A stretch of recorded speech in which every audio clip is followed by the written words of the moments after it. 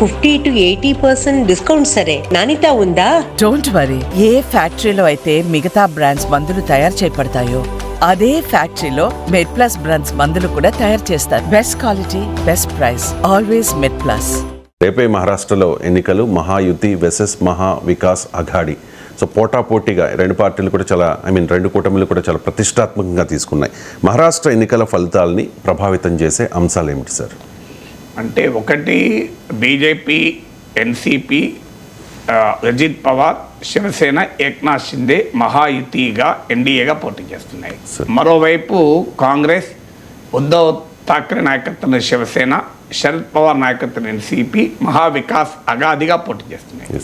ఈ రెండు కూటములకు వారి వారి స్ట్రాంగ్ ఇష్యూస్ ఆధారంగా ఆశపడుతున్నాయి గెలవటానికి. ఎందుకంటే చాలా కీన్ కంటెస్ట్, హర్యానాలో కూడా కీన్ కంటెస్ట్ అన్నారు. బీజేపీ వైపుగా వన్ సైడ్గా తీర్పు వచ్చింది. రాజకీయాల్లో ఎన్నికల్లో ఎవరని చెప్పలేం.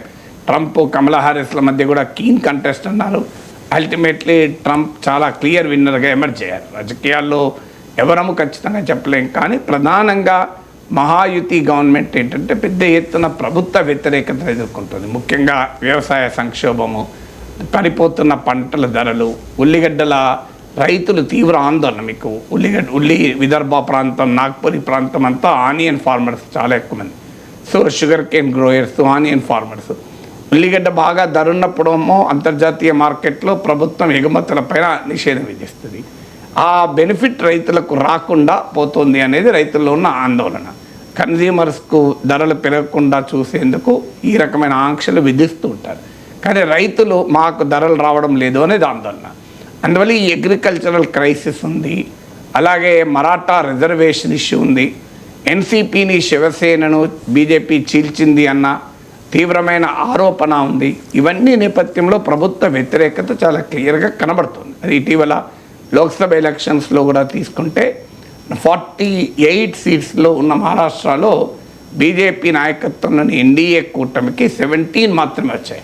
17 సీట్లు వచ్చాయి. ఉదాహరణకు ఒకప్పుడు 25 సీట్లు, 23 సీట్లు గెలుచుకున్న బీజేపీ ఇప్పుడు 28 సీట్స్ పోటీ చేస్తే 9 సీట్స్ మాత్రమే గెలుచుకుంది. అందువల్ల ప్రభుత్వ వ్యతిరేకత చాలా బలంగా క్షేత్రస్థాయిలో ఉంది. ఇది తమకు ఉపయోగపడుతుంది అని మహావికాస్ అఘాది నమ్ముతోంది. అయితే దాన్ని ఎదుర్కోవటానికి తమకు ఈ సంక్షేమ పథకం, ముఖ్యంగా మాజీ లడ్కీ బహన్ యోజన అని ఏక్నాథ్ షిండే ప్రభుత్వం కొద్ది నెలల క్రితం మొదలుపెట్టింది. సో ఈ స్కీమ్ తమని గట్టెక్కిస్తుంది. కారణం ఏంటంటే ఈ స్కీమ్ కింద ప్రతి ఎలిజిబుల్ మహిళకు 1500 రూపాయలు నెలకిస్తారు. ఇప్పుడు మళ్ళీ అధికారంలోకి వస్తే 2100 రూపాయలు చేస్తామని ప్రకటించారు. ఇప్పటికీ ఈ స్కీమ్కు ఏడాదికి 90,000 కోట్లు ఖర్చు పెడుతున్నారు. 2,34,00,000 మంది, 2.34 crore బెనిఫిషరీస్. అంటే మహారాష్ట్రలో ఉన్న మహిళా ఓటర్లలో సగం మంది లబ్ధిదారులే. ఈచ్ కాన్స్టిట్యున్సీకి వస్తే సుమారు 80,000 మంది, 80,000 బెనిఫిషరీస్ ఉంటారు ఒక్క అసెంబ్లీ సెగ్మెంట్లో. ఒక్క అసెంబ్లీ సెగ్మెంట్లోనే 80,000 ఈ మాజీ లడ్కీ బహన్ యోజన బెనిఫిషరీస్ ఉంటారు కనుక వీళ్ళు మాకు ఓట్లు వేసినా మేము అధికారంలోకి రాగలము అనేది మహాయుతి నమ్మకం, ఎన్డీఏ నమ్మకం. సరిగ్గా మధ్యప్రదేశ్తో పోల్చి ఈ ఆశపడుతున్నారు. మధ్యప్రదేశ్లో వాస్తవంగా ఎన్నికల వాతావరణం బిగినైనప్పుడు చాలామంది అంచనా వేసింది కాంగ్రెస్ గెలుస్తుంది అని. అనేక ప్రీపోల్ సర్వేలకు కూడా మధ్యప్రదేశ్లో కాంగ్రెస్ గెలుస్తుంది అన్నారు. కానీ ఇదే రకమైన ఒక పథకం, మహిళలు ఉద్దేశించిన పథకం శివరాజ్ సింగ్ చౌహాన్ నాయకత్వంలో ప్రభుత్వం అమలు చేస్తే బీజేపీ గెలవటానికి అది ఉపయోగపడింది. అందువల్ల మహారాష్ట్రలో కూడా నేను వివిధ కారణాలు చెప్పాను. ప్రభుత్వ వ్యతిరేకత, ఆ వ్యతిరేకతను అధిగమించి ఈ సంక్షేమ పథకం తమల్ని కాపాడుతుంది అనేది బీజేపీ నాయకత్వంలోని ఎన్డీఏ ఆశ. అయితే దీనికి మహావికాస్ అఘాది అంచనా ఏంటంటే ధరలు బాగా పెరిగాయి. అందువల్ల ఈ లబ్ధిదారులకు కూడా వచ్చే 1500 రూపాయలకు సంతృప్తి పడరు. పెరిగిన ధరల ప్రభావం వల్ల ఇంకెక్కువ ఆందోళన చెందుతున్నారు. అందువల్ల కేవలం పెరిగిన ధరల భారాన్ని మోస్తున్న పేదలు కూడా ఈ 1500 దానికి ఓటు వేయరు అనేది మహావికాస్ అఘాది నమ్మకం. ఉదాహరణకు ఆంధ్రప్రదేశ్లో జగన్మోహన్ రెడ్డి, తెలంగాణలో కేసీఆర్ ఇలాగే సంక్షేమ పథకాలను నమ్ముకొని ప్రభుత్వ వ్యతిరేకతలో కొట్టుకపోలేదా అనేది మహావికాస్ అఘాది ఇండియా కూటమి నమ్మకం. అలాగే ఈ middle class, urban middle class, upper classes ఈ సంక్షేమ పథకాలపైన డబ్బు విపరీతంగా ఖర్చు పెట్టి డెవలప్మెంట్ దెబ్బతినడాన్ని వ్యతిరేకిస్తారు అని ఆంధ్రప్రదేశ్లో ఇది ఒక ఉదాహరణగా మనం చెప్పచ్చు. చాలా పెద్ద ఎత్తున మిడిల్ క్లాస్లో అలాగే అప్పర్ క్లాస్లో బాగా వ్యతిరేకత వచ్చింది. పేదలోమో సంక్షేమ పథకాలకు మాత్రమే సంతృప్తి చెందలేదు, ఇతర పాలనాపరమైన అంశాల ప్రభావంతో ఓటు వేశారు. ఇక వ్యతిరేకించిన మధ్యతరగతి, అప్పర్ క్లాసెస్, మిడిల్ క్లాసెస్ ఏమో జగన్ పట్ల తీవ్ర వ్యతిరేకతతో ఓటేశారు. అందువల్ల ఇక్కడ మహారాష్ట్రలో కూడా ఈ ఫ్రీబీ కల్చర్ను నిరసించేటువంటి మిడిల్ అండ్ అప్పర్ క్లాసెస్ తమకు ఓటు వేస్తారు, వ్యతిరేకంగా ఓటు వేస్తారు మా ఎన్డీఏకు అనేది మహా వికాస్ అఘాడీ నమ్ముతున్నది. అందువల్ల మొదటిది ఈ మాజీ లడ్కీ బహన్ యోజన ఏ రకమైన ప్రభావాన్ని చూపుతుంది అని. రెండవది ఏంటంటే ఇండెక్స్ ఆఫ్ కెమిస్ట్రీ అలియన్సెస్, అంటే కెమిస్ట్రీ ఆఫ్ అలియన్సెస్ అనేది ఈ ఎన్నికలో కీలకం. ఎందుకంటే అటు 3 పార్టీలు ఇటు 3 పార్టీలు కలిసి పోటీ చేస్తున్నాయి. ఈ కూటముల యొక్క లక్షణం ఏంటి అంటే ఒకప్పుడు పరస్పరం ఘర్షణ పడినటువంటి పార్టీలు. ఇప్పుడు ఉదాహరణకు అన్డివైడెడ్ శివసేన ఉంది, ఉద్ధవ్ ఠాక్రే, ఏక్నాథ్ షిండే కలిసినప్పుడు వారు ఏనాడు కూడా కాంగ్రెస్ ఎన్సీపీని సమర్థించలేదు. సో శివసేన చరిత్ర బాలాసాహెబ్ ఠాక్రే కాలం నుంచి కాంగ్రెస్కు ఎన్సీపీకి వ్యతిరేక రాజకీయమే చేసింది. ఇక ఎన్సీపీ చరిత్ర అన్డివైడెడ్ కాలం నుంచి బీజేపీకి శివసేనకు వ్యతిరేకంగానే రాజకీయం చేసింది. ఇప్పుడు ఆసక్తికరంగా శివసేనలోని 2 గ్రూపులు ఇటువైపు ఉన్నాయి, అటువైపు ఉన్నాయి.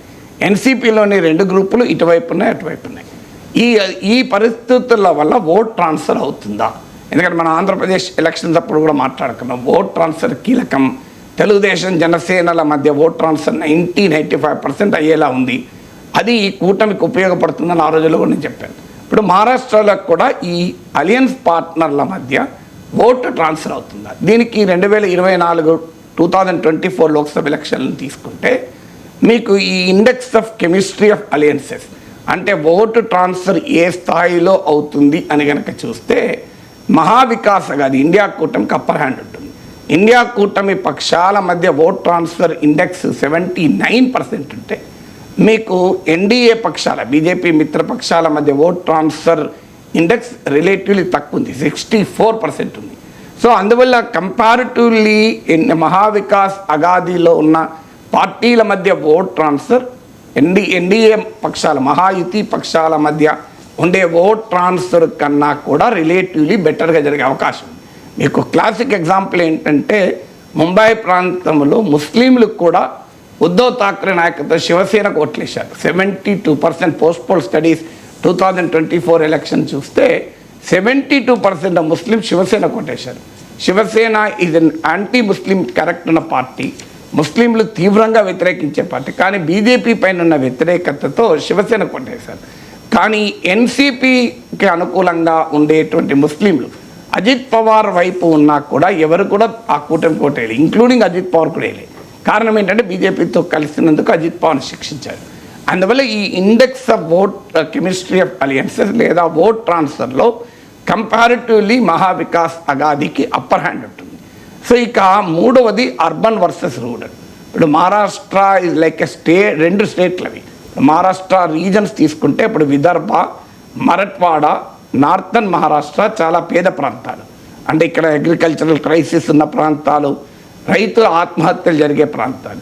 ఇది కాకుండా ముంబై, థానే, కొంకన్, వెస్టర్న్ మహారాష్ట్ర చాలా పారిశ్రామికంగా అభివృద్ధి చెందిన ఇన్ఫ్రాస్ట్రక్చర్ ఉన్న ప్రాంతాలు. మీకు ఆశ్చర్యం వేస్తుంది, ఈ 2 ప్రాంతాలు అంటే ఒకవైపు ముంబై, థానే, కొంకన్, మీకు వెస్టర్న్ మహారాష్ట్ర, మరోవైపు విదర్భ, మరఠ్వాడ, నార్థన్ మహారాష్ట్ర.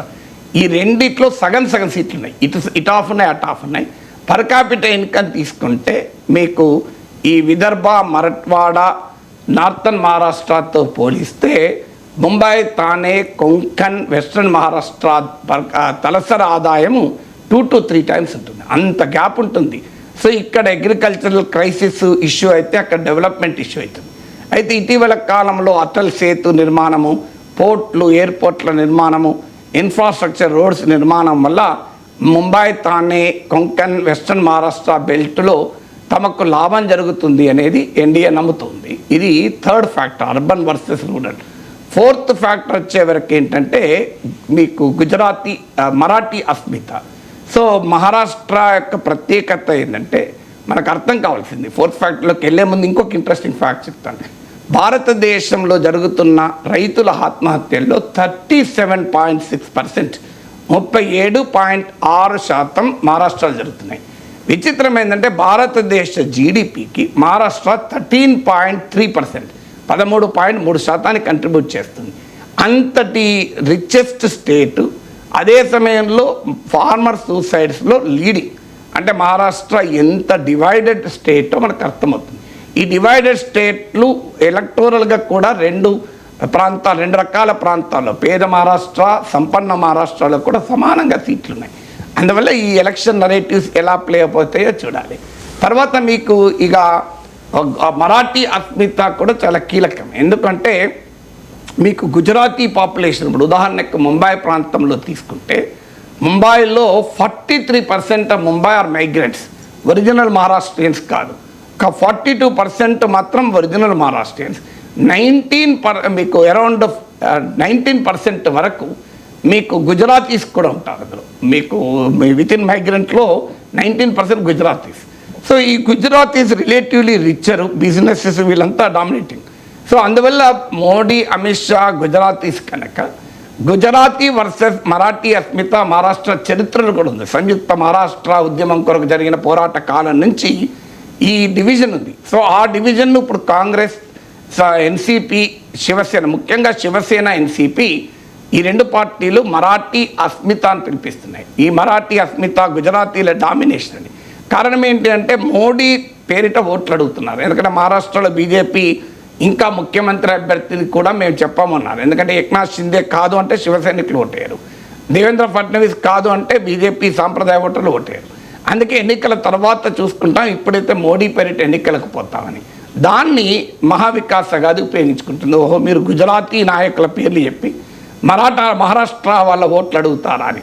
ఎందుకంటే మోడీ ప్రభుత్వంలో ఫాక్స్కాన్ 1,50,000 కోట్ల పెట్టుబడి, 33,000 కోట్ల కేంద్ర ప్రభుత్వ రాయితీలతో నడిచేటువంటి చిప్ మ్యానుఫ్యాక్చరింగ్ యూనిట్, అలాగే వేదాంత ప్రాజెక్టులు, ఇవన్నీ కూడా ఫాక్స్కాన్, వేదాంత, మీకు ఇవన్నీ గుజరాత్కి వెళ్ళిపోయాయి. మహారాష్ట్రలో పెట్టాల్సిన ప్రాజెక్ట్ వేదాంతదైతే మీకు శరద్ పవార్కు సన్నిహితులు కూడా దాని ఓనర్, అయినా కూడా గుజరాత్కు పంపించారు. అందువల్ల మహారాష్ట్ర నుంచి పరిశ్రమలు గుజరాత్కు తరలిపోతున్నాయి. గుజరాతీల ఆధిపత్యము అనే ఫ్యాక్టర్ను మహావికాస్ అగాది సమర్థవంతంగా ఉపయోగించుకోవాలని చూస్తుంది. ఇక మీకు ఇందులో 4వ ఫ్యాక్టర్ ఏంటంటే చిన్న చిన్న పార్టీలు. ఎందుకంటే మహారాష్ట్రలో ఉన్నటువంటి ఈ 3 పార్టీలు మహాయుతి, 3 పార్టీలు మహావికాస్ అగాది కాకుండా Bahujan Vikas Aghadi, Vanchit Bahujan Aghadi, Majlis Ittehadul Muslimeen, peasants and workers party, ఇలా చాలా పార్టీలు ఉన్నాయి. ఈ పార్టీలకు మీరు లాస్ట్ 5 అసెంబ్లీ ఎలక్షన్స్ కనుక ఎవరైతే తీస్తే 25% ఓటింగ్ ఈ చిన్న పార్టీలకు ఉంటుంది. అదర్ పార్టీస్కు, ఇండిపెండెంట్స్కు ఒక 25% ఓటింగ్ ఉంటుంది. ఈ మామూలు ఓటింగ్ కాదు, 25% ఓటింగ్ అంటే. సో ఈ 25% ఓటింగ్ ఇప్పుడు even Lok Sabha election, recent Lok Sabha ఎలక్షన్స్లో కూడా అరౌండ్ 13% ఓట్లు అదర్స్కి పడ్డాయి. ఈ అదర్స్కు పడే ఓట్లు చాలా కీన్ కంటెస్ట్ ఉన్నప్పుడు అనేక అసెంబ్లీ సెగ్మెంట్లలో గెలుపు ఓట్లని ప్రభావితం చేస్తారు. వాళ్ళు గెలవకపోవచ్చు, కానీ వాళ్ళు స్పాయిలర్లుగా పనిచేస్తారు. మీకు ఉదాహరణ ఏంటంటే 2024 లోక్సభ ఎలక్షన్ డేటాను తీసుకుంటే 71 కాన్స్టిట్యున్సీ అసెంబ్లీ సెగ్మెంట్లలో విన్నర్కు, రన్నర్కు, అంటే ఓడిపోయిన క్యాండిడేట్కు, గెలిచిన క్యాండిడేట్కు మధ్య తేడా కేవలం 5,000 ఓట్లు లోపే. ఒక 105 అసెంబ్లీ సెగ్మెంట్లో థర్డ్ క్యాండిడేట్, అంటే ఓట్లలో ఓడిపోయిన గెలిచిన అభ్యర్థి, ఓడిపోయిన అభ్యర్థి, సెకండ్ ఓడిపోయిన అభ్యర్థి, అతనికి వచ్చిన ఓట్లు గెలుపు మార్జిన్ కన్నా ఎక్కువ. అంటే అతనే పోటీ చేసి ఉండకపోతే అతను కానీ ఆమె కానీ గెలుపు ఓటర్లు ప్రభావితం అయ్యేది. అందువల్ల 105 సీట్స్లో ఈ స్పాయిలర్లు గెలుపు ఓటములకు ప్రభావితం చేశారు. సో అందువల్ల ఈ స్మాలర్ పార్టీసు ఏ రకమైన ప్రభావం చూపుతుందో చూడండి. ఇది 5వది. 6వది మరాఠా వర్సెస్ ఓబీసీ. మహారాష్ట్ర చాలా కాస్ట్ కాంపోజిషన్ ఉంది. మరాఠాలు చాలా కాలంగా రిజర్వేషన్ల కొరకు పోరాడుతున్నారు.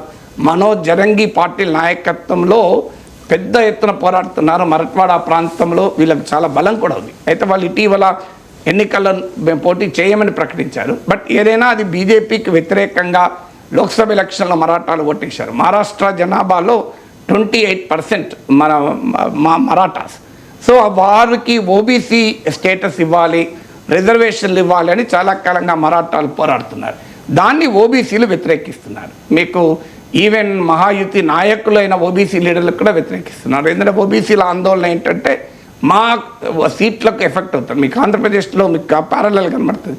కాపు రిజర్వేషన్లు ఇష్యూ వచ్చినప్పుడు ఆర్కృష్ణ లాంటి ఓబీసీ నాయకులకు కూడా మేము అంగీకరించాము కాపు రిజర్వేషన్లను వ్యతిరేకించారు. ఎందుకంటే కాపులకు రిజర్వేషన్లు ఇస్తే ఆటోమేటిక్గా అది ఓబీసీ కోటాల లేదంటే 50% పరిమితి దాటకూడదు కనుక ఓబీసీ కోటా ఎఫెక్ట్ అవుతుంది అనేది ఆందోళన. సో ఓబీసీలు 38% ఉంటారు మహారాష్ట్రలో. సో అందువల్ల ఈ మరాఠా ఓబీసీ డివిజన్ అనేది పెద్ద ఎత్తున ఈసారి ఎన్నికల్లో ప్రభావం చూపే అవకాశం ఉంది. అందువల్ల ఈ 6 అంశాలు మహారాష్ట్రలో ఎవరు గెలుస్తారు అనే ఫ్యాక్టర్స్గా మనకు కనబడుతున్నాయి. మహారాష్ట్ర ఎన్నికల ప్రచారంలో తెలంగాణ ముఖ్యమంత్రి రేవంత్ రెడ్డి ముస్లిం రిజర్వేషన్ల మీద మాట్లాడారు సార్. మహారాష్ట్రలో కాంగ్రెస్ అధికారంలోకి వస్తే వికాస్ అఘాడీ అధికారంలోకి వస్తే ముస్లింలకు రిజర్వేషన్లు అమలు చేస్తాము అని చెప్పి ఒకసారి రేవంత్ రెడ్డి బైట్ ప్లీజ్. क्या तेलंगाना में तो 4% लागू है, आपको सरकार बनने के बाद विधानसभा में हम चर्चा करेंगे. क्या तेलंगाना में तो 4% लागू है, आपको पता है?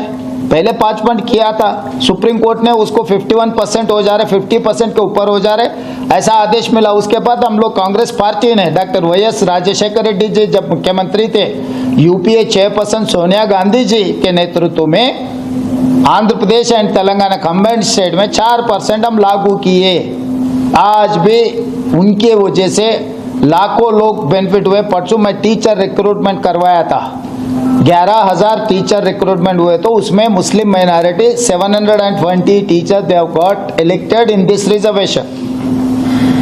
तो जिसको जिसको गरीबी है, जिसको जिसको ज़रूरत है, उन लोगों को न्याय करना कांग्रेस के जिम्मेदार है.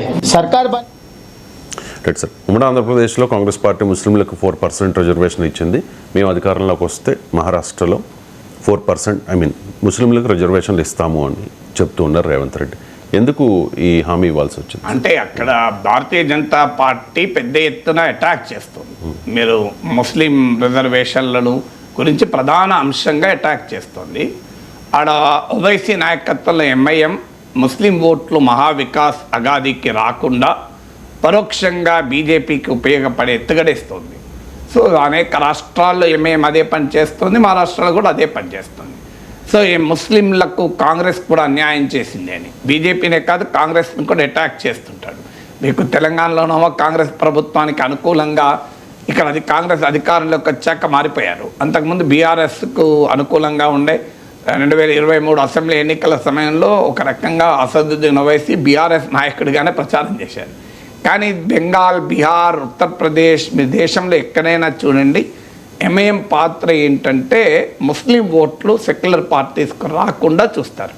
సో బహుశా ఆ కాంటెక్స్ట్ ఉంది కనుక విలేకరులు అడిగినప్పుడు ఆ వివరణ ఇచ్చి ఉండాలి. ఎందుకంటే అక్కడ ఆ లాస్ట్ 2024 ఎలక్షన్లో తీసుకున్న మరాఠాసు, దళిత్స్, ముస్లిమ్స్ ఈ సోషల్ కాంబినేషన్ చాలా క్లియర్గా మహావికాస్ అఘాడీకి ఓటేశారు. ఈవెన్ ఆశ్చర్యం వేస్తాం, మనకు శివసేన బాలాసాహెబ్ ఠాక్రే ఏర్పాటు చేసినప్పటి నుంచి కూడా Shiv Sena character anti non Marathi అస్మితతో మొదలై హార్డ్కోర్ హిందుత్వగా మారి ఒక బలమైన యాంటీ ముస్లిం పొలిటికల్ ఆర్గనైజేషన్గా ఎవాల్వ్ అయింది. అయినా కూడా ముస్లింలు కూడా శివసేన ఉద్ధవ్ ఠాక్రే కోటేశారు 2024 లోక్సభ ఎలక్షన్. కారణం బీజేపీకి వ్యతిరేకంగా ఆ ఓటు పోలరైజ్ అయింది. అందువల్ల ఆ ఓటు తమకు మైనారిటీ ఓట్లు చెదిరిపోకుండా ఉండాలి గనక, MIM లాంటి పార్టీలు ఆ ఓట్లను తీసుకెళ్లకుండా ఉండాలి గనక, ఎందుకంటే solidly anti BJP vote bank.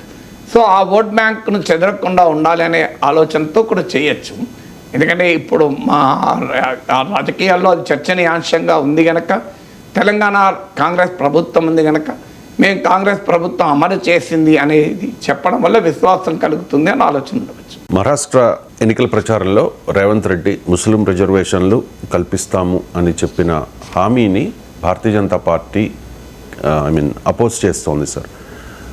Bharatiya Janata party ఎందుకు వ్యతిరేకిస్తున్నట్టు?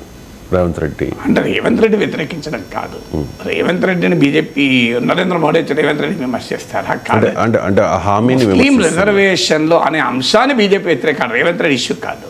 రేవంత్ రెడ్డి అనడం వల్ల వ్యతిరేకిస్తుంది అనేది కాదు. ముస్లిం రిజర్వేషన్లు అనే అంశాన్ని బీజేపీ కాంగ్రెస్ పైన ఒక ఆయుధంగా వాడుతుంది. కాంగ్రెస్కి వ్యతిరేకంగా ఇప్పుడు కాదు, 2024 ఎలక్షన్లో కూడా నరేంద్ర మోడీ రాజస్థాన్ నుంచి క్యాంపెయిన్ మొదలుపెట్టి మీకు పెద్ద ఎత్తున అటాక్ చేశారు. మీకు అంటే ఎప్పుడైతే ఈ కాన్స్టిట్యూషన్ 400 సీట్లు తమకు ఇవ్వండి అని బీజేపీ ఈసారి 400 పిలిపించిందో, కొంతమంది బీజేపీ నాయకులు అనంత్ హెగడే ఇట్లాంటి వాళ్ళు మాకు కనుక 400 సీట్లు వస్తే రాజ్యాంగాన్ని మార్చేస్తారని వ్యాఖ్యానించారు. దాన్ని ఇండియా కూటమి చాలా సమర్థవంతంగా ఉపయోగించుకుంది. సో రాజ్యాంగం మార్చేస్తారు, బీజేపీ ఆర్ఎస్ఎస్ ఈ రిజర్వేషన్లకు వ్యతిరేకము, రిజర్వేషన్లు ఎత్తేస్తారు అనేది ఇండియా కూటమి సమర్థవంతంగా జనంలోకి తీసుకెళ్ళింది. అది యూపీ, రాజస్థాన్, హర్యానా ఈ హిందీ బెల్ట్లో బీజేపీని బాగా ఎఫెక్ట్ చేసింది. అది గమనించినటువంటి నరేంద్ర మోడీ పెద్ద ఎత్తున యాంటీ ముస్లిం రిటోరిక్ మొదలుపెట్టారు. దానికి మీకు శామ్ పెట్రోల్ అమెరికాలో ఇన్హెరిటెన్స్ ట్యాక్స్ వారసత్వ పన్ను వేస్తాను అని మాట్లాడినందుకు, రాహుల్ గాంధీ అసమానతల గురించి మాట్లాడినందుకు దానికి ఒక రాంగ్ ఇంటర్ప్రిటేషన్ ఇచ్చి ఇంకో మీ మంగళసూత్రాలు తీసుకెళ్ళి ముస్లింలకు ఇస్తారట, మీ ల్యాండ్లు, మీ ఫ్లాట్లు, మీ అపార్ట్మెంట్లు తీసుకెళ్ళి ముస్లింలకు ఇస్తారట అని ఈ రకంగా అటాక్ చేశారు. అందువల్ల ముస్లిం ఓటు బ్యాంకు తమకు ఉపయోగపడుతుందని కాంగ్రెస్ ఎలా ఆశిస్తుందో దానికి counter Hindu polarisation, anti Muslim Hindu polarisation చెయ్యాలి అనేది బీజేపీ లక్ష్యం. అందుకే ఏక్ హైతో సేఫ్ హై అని, బాటెంగేతో కాటెంగే అని ఇలాంటి నినాదాలు మోడీ, యోగి ఆదిత్యనాథ్ ఇస్తున్నారంటే మహారాష్ట్రలో ఉన్నటువంటి సామాజిక పొందికలు, ఇప్పుడు మరాఠా వర్సెస్ ఓబీసీ ఒక ప్రధానమైన ఇష్యూగా ఉంది. మరాఠా రిజర్వేషన్ల కొరకు పోరాడుతున్నారు. మరాఠాల రిజర్వేషన్లను ఓబీసీలు తీవ్రంగా వ్యతిరేకిస్తున్నారు. మహారాష్ట్ర జనాభాలో నేను చదివిన మేరకు మరాఠాలు 28% అంటే ఓబీసీలు 38% ఉంటారు. సో అందువల్ల ఈ సోషల్ డివిజన్స్ హిందుత్వ పొలిటికల్ పోలరైజేషన్కు ఒక రకమైన అడ్డంకిగా మారాయి. అందులో మహారాష్ట్రలో చరిత్ర కూడా ఉంది, చాలా దళిత ఉద్యమాలు, దళిత పోరాటాలు, దళిత ఓట్ బేస్లు కూడా ఉన్నాయి.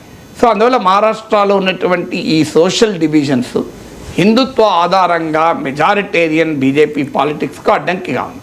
అందువల్ల కూడా బీజేపీ తన అటాక్ అల్లా యాంటీ ముస్లింగా మొదలు పెడితే హిందూ కన్సాలిడేషన్ అవుతుందని బీజేపీ ఎత్తుగడ.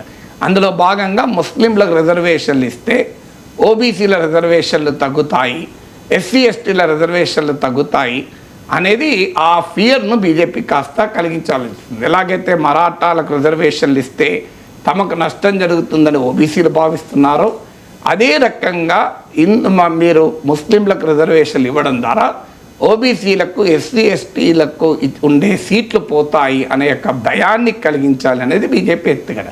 అందుకే ముస్లిం రిజర్వేషన్ల అంశాన్ని ఆధారంగా చేసుకుని కాంగ్రెస్ పైన అటాక్ చేస్తుంది. మహారాష్ట్రలో మహావికాస్ అఘాడీ గెలిస్తే ముస్లింలకు రిజర్వేషన్లు, ఇది కాంగ్రెస్ పార్టీ ఆ కూటమి హామీ. సో ఈ ముస్లిం రిజర్వేషన్లపై జరుగుతోన్న చర్చ మహారాష్ట్రలో ఆ కూటమికి కలిసి వస్తుందా? ఇది it's a very big question. ఎందుకంటే ముస్లింలు వద్దన్నా మహావికాస్ అఘాడీకే ఓటేస్తారు. ఎందుకంటే దేశవ్యాప్తంగా ముస్లిం ఓటింగ్ ప్యాటర్న్స్ మనం గమనిస్తే వ్యూహాత్మకంగా బీజేపీ ఎక్కడ గెలిచే అవకాశం ఉంటే బీజేపీకి వ్యతిరేకంగా ఓటేస్తారు. మీకు ఎంఐఎం లాంటి పార్టీలు దీన్ని డిస్టర్బ్ చేసడానికి కొన్ని రాష్ట్రాల్లో ప్రయత్నం చేసినా ప్రజలు ముస్లిం ఓటర్లు అంగీకరించలేదు. ఉత్తరప్రదేశ్లో బీజేపీని ఓడించే శక్తి సమాజ్వాదీ పార్టీకి ఉంటే ఆ పార్టీకి ఓటేశారు. బెంగాల్లో బీజేపీని ఓడించే శక్తి తృణమూల్ కాంగ్రెస్కు ఉంటే అక్కడ తృణమూల్ కాంగ్రెస్కు ఓటు వేశారు. తెలంగాణలో ఈవెన్ కాంగ్రెస్కు, కర్ణాటకలో బీజేపీని ఓడించే శక్తి కాంగ్రెస్కు ఉంటే కర్ణాటకలో ముస్లిం ఓటర్లు కాంగ్రెస్ వెనకాల షిఫ్ట్ అయ్యారు. ఈవెన్ జేడీఎస్ వెనకాల ఉన్న ముస్లిం ఓటర్లు కూడా జేడీఎస్ ఓటేయలేదు, జేడీఎస్ బీజేపీతో కలిసి ఉన్నందుకు. సో తెలంగాణలో కూడా ముస్లిం ఓటు మా కేసీఆర్కున్న ఇమేజు, ఓవైసీతో ఉన్న స్నేహము ఇవన్నీ ఉన్నా కూడా అసెంబ్లీ ఎన్నికల సమయంలో పెద్ద డెంట్ కొట్టగలిగింది కాంగ్రెస్. లోక్సభ ఎన్నికల సమయంలో ఇంకా ఎక్కువగానే ర్యాలీ అయింది కాంగ్రెస్ వైపు ఓటింగ్. అందువల్ల ముస్లిం ఓటింగ్ ఎలాగూ మహావికాస్ అగాధికి పడుతుంది. కానీ ముస్లిం రిజర్వేషన్లను పదే పదే చెప్పడం ద్వారా కాంగ్రెస్ పార్టీ బీజేపీకి ఒక ఆయుధం కూడా ఇస్తుంది. ఎందుకంటే ఆ ముస్లిం రిజర్వేషన్లు ఉపయోగించుకొని బీజేపీ 2 పనులు చేస్తుంది. ఒకటి, హిందూ కన్సాలిడేషన్ చేసి సామాజికంగా మరాఠాలు, ఓబీసీలు, దళితులు ఇలా డివిజన్స్ ఉన్నటువంటి హిందూ సమాజాన్ని పొలిటికల్గా యునైట్ చేస్తానికి యాంటీ ముస్లిం సెంటిమెంట్ను బీజేపీ వాడుతుంది. రెండవది, ముస్లిం రిజర్వేషన్లను చూపి ఎస్సీ, ఎస్టీ, ఓబీసీ రిజర్వేషన్లకు దెబ్బ తగులుతుంది అని వాళ్ళలో కూడా ఫియర్ క్రియేట్ చేస్తుంది. వాళ్ళు ఆ ఫియర్ను క్రియేట్ చేసి తన పైన లోక్సభ ఎలక్షన్ల టైంలో ఇండియా కూటమి చేసిన అటాక్ నుంచి బీజేపీ బయటపడదలుచుకుంది. అందువల్ల కాంగ్రెస్ పార్టీ ముస్లిం రిజర్వేషన్ గురించి ఎక్కువ మాట్లాడడం ఒక రకంగా బీజేపీకి అది లాభం జరుగుతుంది, ఆ డిబేట్ ఎంత ఎక్కువ జరిగితే. అయితే ఇప్పుడు మహారాష్ట్రలో అసలు ఈ హిందూ ముస్లిం నరేటివ్ పనిచేస్తుందా అనేది చూడాలి. ఇప్పుడు మీకు ఉత్తరప్రదేశ్లో 2024 లోక్సభ ఎలక్షన్ల టైంలో బీజేపీ, యూపీ, రాజస్థాన్ ఇవన్నీ పెద్ద ఎత్తున హిందూ ముస్లిం నరేటివ్ నడిపింది. కర్ణాటకలో మనం చూసాం, ఇజం అని, హలాల్ అని, టిప్పు సుల్తాన్ అని మామూలుగా నడపలేదు కదా. కానీ ఏం జరిగింది, ప్రజలు అవన్నీ పట్టించుకోలేదు, ప్రజలు తిరగబడి ఓటేశారు. మాకు అవసరం లేదు ఇవన్నీ హిందూ ముస్లిం గోడలు అని. యూపీలో మీకు సమాజ్వాదీ పార్టీకి ఎక్కువ సీట్లు ఇచ్చారు బీజేపీ కన్నా. అయోధ్యలో బీజేపీని ఓడించారు. మీకు బద్రీనాథ్లో ఉప ఎన్నికలో బీజేపీని ఓడించారు. సో పుణ్యక్షేత్రాల్లో చోట కూడా బీజేపీని ఓడించారు. అంటే మీ హిందూ ముస్లిం పంచాయతీ మాకు అవసరం లేదు అని. మహారాష్ట్ర లోక్సభ ఎన్నికల్లో శివసేన కూడా ఓట్లేశారు ముస్లిం ఓటర్లు. అందువల్ల ఈ హిందూ ముస్లిం పంచాయతీకి ప్రజలు అట్రాక్ట్ అవుతారా చూడాలి. మహారాష్ట్రలో కూడా ఇప్పుడు బీజేపీ ఆశ ఏంటంటే హిందూ యూనిటీని అంశంగా తీసుకొని ఎలక్షన్లో గెలవాలని. దానికి ముస్లిం రిజర్వేషన్లను కూడా బీజేపీ ఉపయోగించుకుంటుంది. బట్ ఏదైనా ఈ అంశం పైన ఎక్కువగా దాన్ని ఎంఫసైజ్ చేస్తే కాంగ్రెస్ పార్టీ బీజేపీకి ఒక ఆయుధం ఇచ్చినట్లే అవుతుంది. మహారాష్ట్రలో ముస్లింలకు రిజర్వేషన్లు ఇస్తామనే హామీ నేపథ్యంలో ఒక చర్చ జరుగుతోంది సార్. మతపరమైన రిజర్వేషన్లు రాజ్యాంగ విరుద్ధమా అని. ఎట్టి పరిస్థితుల్లో రాజ్యాంగ విరుద్ధము. కోర్టులు అనేకసార్లు తీర్పులు కూడా చెప్పాయి. అది ముస్లిం రిజర్వేషన్లు అంటున్నారు కానీ వాస్తవం అది ముస్లిం రిజర్వేషన్లు కాదు. ముస్లింల్లో ఉన్న వెనుకబడిన వర్గాలకు రిజర్వేషన్. అంటే రిజర్వేషన్ అనేది మతం ప్రాతిపదికగా ఎప్పుడు ఇవ్వరాదు. ముస్లిం రిజర్వేషన్లు అంటే ముస్లింలు అందరికీ రిజర్వేషన్, ముస్లింలు అందరికీ రిజర్వేషన్ ఉండవు. ఇప్పుడు మీకు ఎస్సీ రిజర్వేషన్లు అనుకోండి, ఆ ఎస్సీ కులంలో పుట్టిన ప్రతి ఒక్కరికి రిజర్వేషన్లు అని కదా మీనింగ్. ఎస్టీ రిజర్వేషన్లు అంటే ఎస్టీగా పుట్టిన ప్రతి ఒక్కరికి ఎస్టీ రిజర్వేషన్. బీసీల్లో ఉంటే ఆయా గ్రూపుల తగ్గట్టు వాళ్ళ అందరికీ. ఇప్పుడు ముస్లిం రిజర్వేషన్ ముస్లింలు అందరు రావు. ముస్లిం ఇప్పుడు అసదుద్దీన్ ఓవైసీ కుటుంబ సభ్యులకు వస్తుందా? రాదు. మీకు నిజాం మనవళ్ళకు, ముని మనవళ్ళకు వస్తుందా? రాదు. సో బషీరుద్దీన్ బాబు ఖాన్ ఎస్టేట్స్ ఉన్నాయి, బషీరుద్దీన్ బాబు ఖాన్ మనవళ్ళకు వస్తుందా? రాదు. ముస్లిం రిజర్వేషన్లు అంటే ముస్లింలు అందరికని కాదు. ఇప్పుడు ఎస్సీ రిజర్వేషన్లు అంటే అందరికీ కదా, తేడా ఏం లేదు. కానీ ముస్లిం రిజర్వేషన్లోనే అంటారంతే, కానీ వాస్తవంగా అది ముస్లిం రిజర్వేషన్లకు కాదు. ముస్లిం గనక రిజర్వేషన్లు ఇవ్వడాన్ని రాజ్యాంగం ఒప్పుకోదు. Religion based reservations for unconstitutional secular స్టేట్లో అది ఎవరు రాజ్యాంగం ఒప్పుకోదు, రాజకీయంగా కూడా కరెక్ట్ కాదు, దేశ విభజనకు దారి తీస్తుంది. ఇప్పుడు బ్రిటిష్ కాలంలో ఈ ముస్లిం రిజర్వేషన్లు పెట్టి, ముస్లిం కాన్స్టిట్యున్సీలు పెట్టి నానా బీభత్సం చేసి దేశాన్ని విడగొట్టారు. అందువల్ల మెజారిటీ మైనారిటీ కమ్యూనిటీల మధ్య అగాధాన్ని సృష్టిస్తుంది. అందువల్ల ముస్లిం రిజర్వేషన్లు రాజ్యాంగ విరుద్ధము కాదు, రాజకీయంగా దేశానికి శ్రేయస్కరం కాదు. అయితే మతం ఆధారంగా రిజర్వేషన్లు ఇవ్వరాదు, కానీ మతం ఆధారంగా నిరాకరించవచ్చా అనే క్వశ్చన్ ముందుకు వచ్చింది. ఇప్పుడు ఉదాహరణకు నీవు ఒక పేద మత్స్యకారునివి, నువ్వు గుడికి పోతే నీకు రిజర్వేషన్ ఉంటుంది బీసీ కోటాలో, కానీ నువ్వు మసీదుకి పోతే రిజర్వేషన్ ఉండదా? నువ్వు ఒక రజక వృత్తి చేసుకుంటావు, నీకు గుడికి పోతే రిజర్వేషన్ ఉంటుంది, మరి మసీదుకి పోతే రిజర్వేషన్ ఉండదా? అంటే రాజ్యాంగం ఒకవైపు మత స్వేచ్ఛ ఆర్టికల్ 25 ప్రకారం మత స్వేచ్ఛ ఇస్తూ మళ్ళీ ఆ మత స్వేచ్ఛను అనుభవించినందుకు ఇంకో అఫర్మేటివ్ యాక్షన్ రిజర్వేషన్ బెనిఫిట్ ఎట్లా తీసేస్తారు అనేది ప్రశ్న. అందువల్ల ముస్లింల్లో కూడా వెనుకబాటుతనాన్ని గుర్తించి ఆ వెనుకబడిన వారికి, ఇప్పుడు దూదే కుల ఇట్లాంటి కొన్ని కులాలు ఉన్నాయి ముస్లింలో కూడా. సో వారు చాలా వెనుకబడిన కులాలు అవి. ముస్లింలు అందరూ ఒకే రకంగా లేరు. మనకి ఇస్లాంలో కుల వ్యవస్థ పైకి ఎన్ని చెప్పినా రియాలిటీలో ఇప్పుడు సిక్కులు ఉన్నారు. సిక్కులంతా ఒకటే కదా, వాళ్ళు హిందూస్ కాదు. మరి సిక్కిజంలో కాస్టిజం ఉండకూడదు, కానీ వాళ్ళ సిక్కిజంలో కూడా ఎస్సీస్, ఎస్సీ రిజర్వేషన్లు కూడా ఉన్నాయి. ఇప్పుడు మనకు చరణ్జీత్ సింగ్ చందేల్ ముఖ్యమంత్రి ఉండే, బూటా సింగ్ కేంద్ర హోంమంత్రి ఉండే, వీళ్ళందరూ కూడా ఎస్సీ నాయకులే కదా. ఎస్సీలు బీసీలు అందరూ ఉన్నారు మీకు అందులో కూడా. సో ఈవెన్ అందువల్ల మతం మారినా ఈ సామాజిక జాడ్యం పోవడం లేదు అని ఇప్పుడు రాజేంద్ర సచార్ కమిటీ, జస్టిస్ రంగనాథ్ మిశ్రా కమిటీలు దీనిపైన సుదీర్ఘంగా అధ్యయనం చేసి అనేక నివేదికలు ఇచ్చారు. అందువల్ల మతం ప్రాతిపదికమైన రిజర్వేషన్లు రాజ్యాంగ విరుద్ధము. అది ముస్లిం కోటా కాదు, వెనుకబడిన ముస్లింలకు రిజర్వేషన్. సో దాన్ని రాజకీయంగా ఓటు బ్యాంకుల కొరకు బీజేపీ ఎదుటివారిని టార్గెట్ చేస్తానికి ముస్లిం కోటా అంటది. బీజేపీ ప్రత్యర్థులు కూడా ముస్లిం ఓట్ బ్యాంక్ కొరకు ముస్లిం కోటా అంటది. కానీ అది వాస్తవంగా ముస్లిం రిజర్వేషన్ కాదు, ముస్లిం అయినందుకు రిజర్వేషన్ కాదు, ముస్లింల్లో కూడా వెనుకబడిన వర్గాలకు. ఎలాగైతే హిందువుల్లో సోషల్ అండ్ ఎడ్యుకేషనల్లీ బ్యాక్వర్డ్ క్లాసెస్గా గుర్తించబడితే రిజర్వేషన్లు ఉంటాయో, ముస్లింలు కూడా social and educationally backward classes అని గుర్తింపు ఉంటే రిజర్వేషన్లు ఉంటాయి. ఒక ఓబీసీ ప్రధాని అయితే కాంగ్రెస్ పార్టీ ఓర్వలేకపోతోంది అనేది భారతీయ జనతా పార్టీ మొదటి నుంచి చేస్తోంది విమర్శిస్తారు. సో ఇప్పుడు మహారాష్ట్ర ఎన్నికల ప్రచారంలో మోదీ పదే పదే తాను ఓబీసీ అని చెప్పి తన ఐడెంటిటీని చెప్పుకునే ప్రయత్నం చేస్తూ ఉన్నారు. ఎందుకు అంటే వికసిత భారత్ పనిచేయడం లేదు.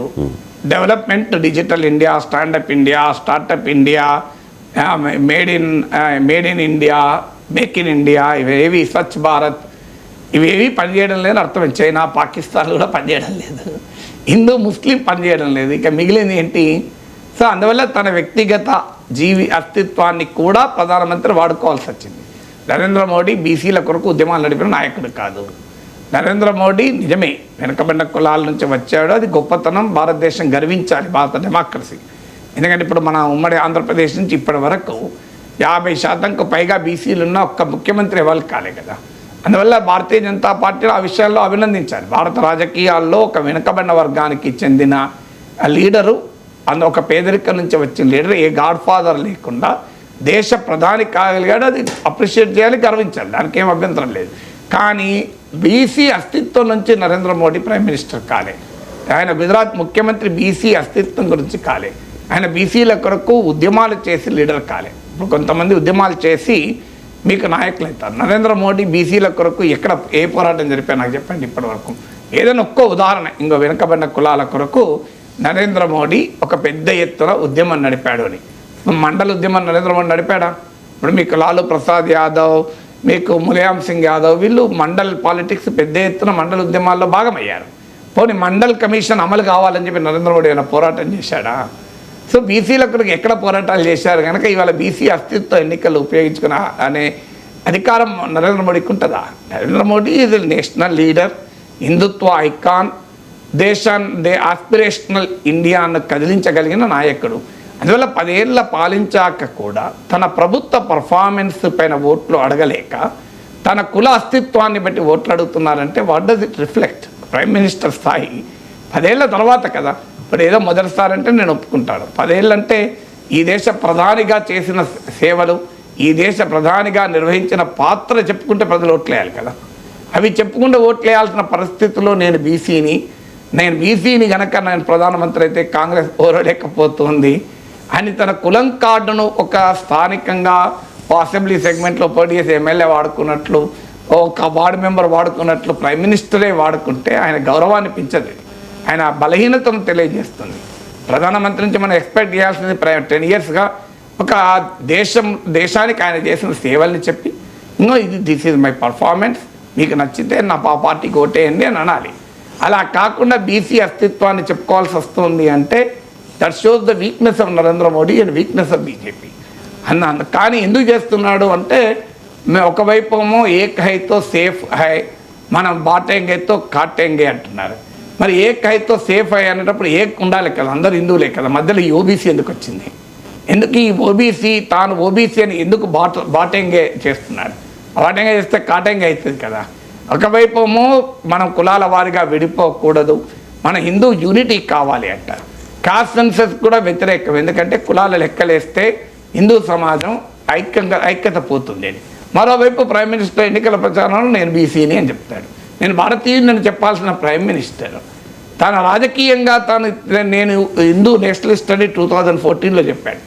వాస్తవంగా భారతీయ యూనియన్ చెప్పుకోవాలి. అది వదిలేసి అట్లీస్ట్ 2014లో తనకు తానుగా క్యారెక్టరైజ్ చేసుకున్న హిందూ నేషనలిస్ట్ కూడా వదిలేసి నేను ఓబీసీని అని చెప్పుకునే స్థితికి నరేంద్ర మోడీ వచ్చారంటే అది ఆయన బలహీనతను తెలియజేస్తుంది, ప్రధానమంత్రి పదవికి ఉన్న గౌరవాన్ని దెబ్బతీస్తుంది. అందువల్ల మనం ఆశించాల్సింది ప్రైమ్ మినిస్టర్ నుంచి అది కాదు. ప్రైమ్ మినిస్టర్ నుంచి ఒక వికసిత భారత్ లక్ష్యాన్ని ఆశించాలి తప్ప ప్రైమ్ మినిస్టర్ తన కుల అస్తిత్వాన్ని ముందు పెట్టి పోనీ దాని గురించి ఏమైనా పోరాటాలు చేశాడా అంటే ఎక్కడా చేయలేదు. మీకు పోనీ బీసీలకు 50% రిజర్వేషన్లు కావాలని ఎప్పుడైనా పోరాడా? మీకు జనాభాలో 50% అబోవ్ ఉన్నారు. మీరు అప్పర్ కాస్ట్లు 15-20% మించి ఉండరు దేశ జనాభాలో. అందులో ఆర్థికంగా వెనుకబడిన వాళ్ళు ఒక 5% ఉంటారు. కానీ వాళ్ళ మీకు ఎకనామికల్లీ వీకర్ సెక్షన్స్కు 10% రిజర్వేషన్లు ఇచ్చారు. అంటే జనాభాలో 10% కూడా ఉండరు ఎకనామికల్లీ వీకర్ అప్పర్ కాస్ట్, అయినా కూడా 10% ఇచ్చారు. మరి బీసీలు దేశ జనాభాలో 52%.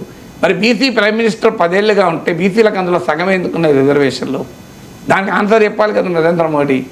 సో మీరే ఇచ్చారు కదా ఎకనామికలీ పూర్ పర్సన్ చెప్పి ఆర్థికంగా వెనుకబడిన అగ్రకులాల వారికి 10% ఇచ్చారు. మరి 10% ఉన్నారా భారతదేశ జనాభాలో? భారతదేశ జనాభాలో ఆర్థికంగా వెనుకబడిన అగ్రకులాలు 10% లేరు, అయినా కూడా ఇచ్చారు. అంటే జనాభా కన్నా ఎక్కువ ఇచ్చారు. మరి బీసీలకు ఎందుకు ఇవ్వరు జనాభాతో సమానంగా? వాళ్ళు అడుగుతున్నారే దామాషా పద్ధతిలో మాకు ఇవ్వాలి అని. దానికి సుప్రీంకోర్టు తీర్పు ఇందిరా సహాని జడ్జిమెంట్ ఉంది. అడిక్వేట్ కానీ ప్రపోర్షనేట్ కాదు, రిజర్వేషన్లో దామాషా పద్ధతిలో కాదు, చాలినంతగానే ఉన్న ప్రాతినిధ్యం ఉందా లేదా చూస్తాం, అడిక్వేట్ రిప్రజెంటేషన్ అంటున్నారు. మరి ఈ తీరు బీసీలకు ఎందుకు వర్తిస్తుంది? ఎందుకు మరి అగ్రకులాల పేదలకు ఇచ్చినప్పుడు మీకు ఈ తేడా? మీకు మన బీసీ జనాభా నేను బీసీని, మా బీసీల జనాభా 52% ఉంది, రిజర్వేషన్లు అందులో సగమే ఉన్నాయి అని అగ్రకుల పేదలకు 10% ఇచ్చేటప్పుడు నరేంద్ర మోడీ బీసీ నాయకుడికి ఎందుకు అనిపించలేదు? నాలాంటి వాడు అంటున్నాడు కదా, నేను నా కులంలో ఏ కులంలో పుట్టానంతో సంబంధం లేకుండా నేను ఏ కులంలో పుట్టాలని నేను నిర్ణయించుకోలేను. పుట్టిన తర్వాత న్యాయం వైపు ఉండాలనేది మాత్రమే నేను నిర్ణయించుకుంటాను. నేను బీసీ కులంలో పుట్టలేదు, కానీ మరి బీసీలకు అన్యాయమే కదా. మీరు అగ్రకుల పేదలకు 10% జనాభాలో లేకపోయినా మీరు 10% ఇచ్చారు. మరి బీసీలు 52% ఉన్న బీసీలకు ఎందుకు ఇవ్వరు 50%? ఇది ఎందుకు నరేంద్ర మోడీ అడగడు? దీనికి ఆన్సర్ ఉండాలి కదా ఈ ప్రశ్న. నువ్వు ఓబీసీ అస్తిత్వాన్ని ముందు పెట్టినప్పుడు ఇవన్నీ ప్రశ్నలు అనివార్యంగా వస్తాయి కదా. మహారాష్ట్ర ఎన్నికల ప్రచారంలో మహాయుతి స్లోగన్ ఏక్ హేతో సేఫ్ హే. పవన్ కళ్యాణ్ కూడా ఎన్నికల ప్రచారంలో అదే చెప్పారు సార్. హైదరాబాద్లో ఉండే కొందరు నేతలు పోలీసులు 15 నిమిషాల పాటు కళ్ళు మూసుకుంటే హిందువులకు తామేంటో చూపిస్తామని అంటారు. విడిపోయి హిందువుల అస్తిత్వాన్ని ప్రమాదంలోకి నెట్టేద్దామా లేక కలిసి బంగారు భవిష్యత్తును నిర్మించుకుందామా అని చెప్పేసి మరి ఇండైరెక్ట్గా ఎంఐఎంను టార్గెట్ చేసినట్టుగా అనిపిస్తోంది సార్. సో వెంటనే ఎంఐఎంకి చెందిన కొంతమంది నాయకులు కూడా స్పందించారు అండ్ ఒక ట్వీట్ కూడా చేశారు సిపి హైదరాబాద్ సిటీ పోలీస్ని ట్యాగ్ చేస్తూ. Respected CV Anand IPS, please file a case on Pawan Kalyan for insulting Hyderabad residents, particularly old city residents who belong to various religions. It is insulting to the Hyderabad city police who always keep the peace and law అని చెప్పేసి. So ఎన్నికల ప్రచారంలో హైదరాబాద్ నుంచి వచ్చిన కొందరు ఇక్కడి సంస్కృతిని దెబ్బతీయాలి అని చెప్పి చూస్తూ ఉన్నారు అని చెప్పి ఇండైరెక్ట్గా ఎంఐఎంని టార్గెట్ చేసినట్టు అర్థమవుతుంది sir. So MIM versus Pawan Kalyan అంటే ఎంఐఎం నాయకులను ఉద్దేశించి హైదరాబాద్ పాత బస్తీ నుంచి వచ్చిన కొందరు నాయకులు ఇక్కడ సంస్కృతిని దెబ్బతీస్తున్నారు అన్నట్టు చదివాను నేను.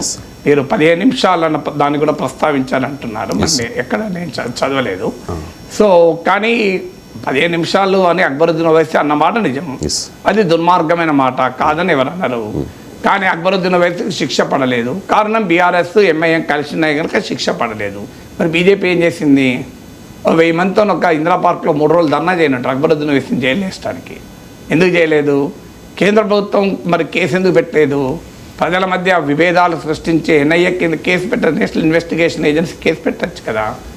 మీకు భారతదేశంలో ఏ ప్రతిపక్ష పార్టీ నాయకుడిపైనైనా ఏదో ఒక ప్రతిపక్ష పార్టీ మీరు లెక్క తీయండి, బీఆర్ఎస్ కవిత, ఈవెన్ సిపిఎం విజయన్, స్టాలిన్, మీరు అఖిలేష్ యాదవ్, మమతా బెనర్జీ, అరవింద్ కేజ్రీవాల్, ఉద్ధవ్ థాక్రే, శరద్ పవార్, కాంగ్రెస్ పార్టీ, ఇలా ప్రతిపక్ష పార్టీకి చెందిన ఏదో ఒక నాయకుని పైన సిబిఐ కేసులు ఉంటాయి, ఈడీ కేసులు ఉంటాయి. దేశంలో CBI, ED, income tax case పెట్టని ఏకైక నాయకుడు అసదుద్దీన్ ఓవైసీ. నాకు షో మీ సింగిల్ కేసు కేంద్ర సంస్థలు ఇంతవరకు ఎందుకు పెట్టలేదు? దీనికి ఆన్సర్ ఉండాలి కదా. మీరు రోజు ఓవైసీని దేశద్రోహిగా, సంఘద్రోహిగా చెప్తూ ఉంటారు. సో మీరు హైదరాబాద్లో పాత బస్తీ అని మాట్లాడుతుంటారు, రోహింగ్యాలు అంటారు, మీరు అన్నీ మాట్లాడతారు, కానీ ఆయన మీద ఇంతవరకు కేసు పోనీ మీరే చెప్పండి.